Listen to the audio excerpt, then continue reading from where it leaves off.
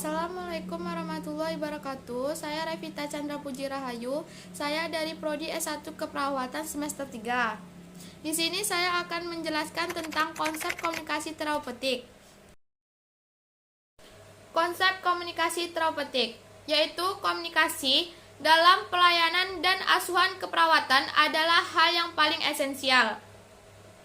Komunikasi menjadi alat utama bagi perawat dalam rangka memberikan pelayanan yang terbaik. Bagi seorang perawat, hal ini cukup beralasan karena perawat selalu bersama dan berinteraksi dengan pasien selama 24 jam terus-menerus. Komunikasi dalam praktik keperawatan dapat menjadi elemen terapi. Perawat yang memiliki keterampilan berkomunikasi terapeutik akan mudah menjalin hubungan saling percaya dengan pasien dan memberikan kepuasan serta meningkatkan citra profesi keperawatan. Ada definisi komunikasi terapeutik. Hubungan terapeutik antar perawat klien adalah hubungan kerjasama yang ditandai dengan tukar-menukar perilaku, perasaan, pikiran, dan pengalaman ketika membina hubungan intim yang terapeutik. Komunikasi terapeutik merupakan komunikasi interpersonal dengan fokus adanya saling pengertian antara perawat dan pasien. Kegunaan komunikasi terapeutik. A. Merupakan saran terbina hubungan yang baik antara pasien dan tenaga kesehatan. B. Mengetahui perubahan perilaku yang terjadi pada individu atau pasien.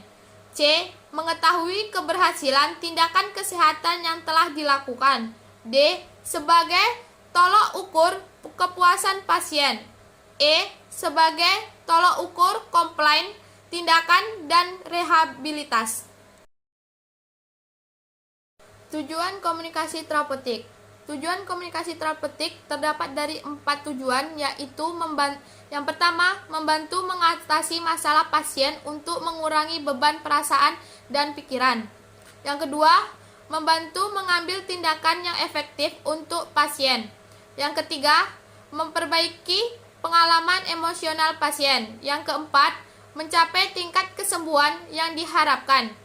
Kualitas asuhan keperawatan yang diberikan kepada pasien sangat dipengaruhi oleh kualitas hubungan perawat dan pasien.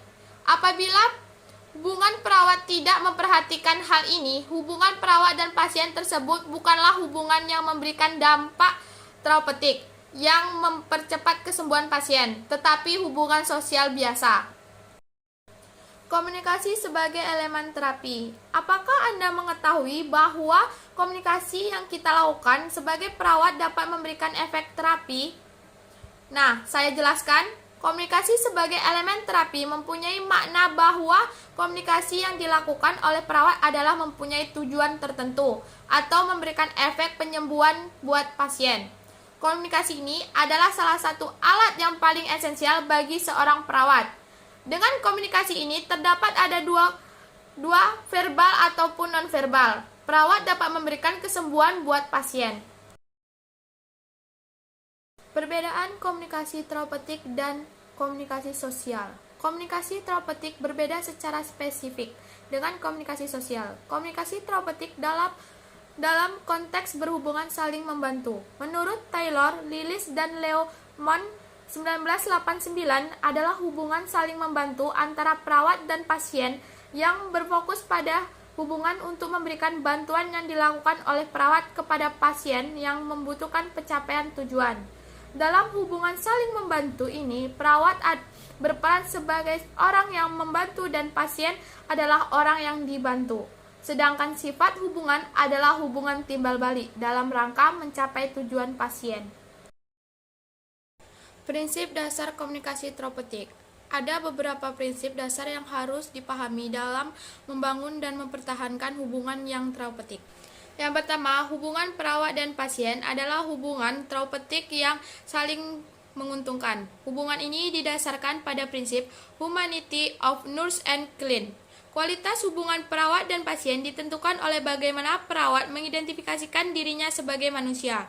Hubungan perawat dan pasien tidak hanya sekedar hubungan seorang penolong dengan pasiennya, tapi lebih dari itu, yaitu hubungan antara manusia yang bermartabat. Kedua, perawat harus menghargai keunikan pasien. Tiap individu mempunyai karakter yang berbeda-beda. Karena itu, perawat perlu memahami perasaan dan perilaku pasien dengan melihat perbedaan latar belakang keluarga, budaya, dan keunikan setiap individu. Ketiga, semua komunikasi yang dilakukan harus dapat menjaga harga diri pemberi maupun penerima pesan. Dalam hal ini, perawat harus mampu menjaga harga dirinya dan harga diri pasien. Dan yang terakhir, keempat, komunikasi yang menciptakan tumbuhnya hubungan saling percaya harus dicapai terlebih dahulu sebelum menggali permasalahan dan memberikan alternatif pemecahan masalah. Hubungan saling percaya antara perawat dan pasien adalah kunci dari komunikasi terapeutik. Ada perbedaan hubungan terapeutik dan hubungan sosial. Stuart and Laria, 1998. Hubungan terapeutik terdiri dari 4, yaitu yang pertama terjadi untuk tujuan yang spesifik. Yang kedua, orang terlibat jelas spesifik perawat atau terapi dan pasien. Yang ketiga, perawat dan pasien memberikan informasi yang berbeda. Yang keempat, dibangun atas dasar untuk memenuhi kebutuhan pasien. Sedangkan hubungan sosial yang pertama terjadi secara spontan atau tidak direncanakan secara spesifik. Yang kedua, orang yang terlibat bebas. Yang ketiga, informasi yang disampaikan hampir sama sesama pihak antara pihak-pihak yang terlibat. Yang terakhir, dibangun atas dasar kebutuhan bersama semua pihak yang terlibat. Itulah hasil presentasi saya tentang konsep komunikasi terapeutik. Bila ada kesalahan, saya mohon maaf. Wabillahi taufiq wal hidayah. Wassalamualaikum warahmatullahi wabarakatuh.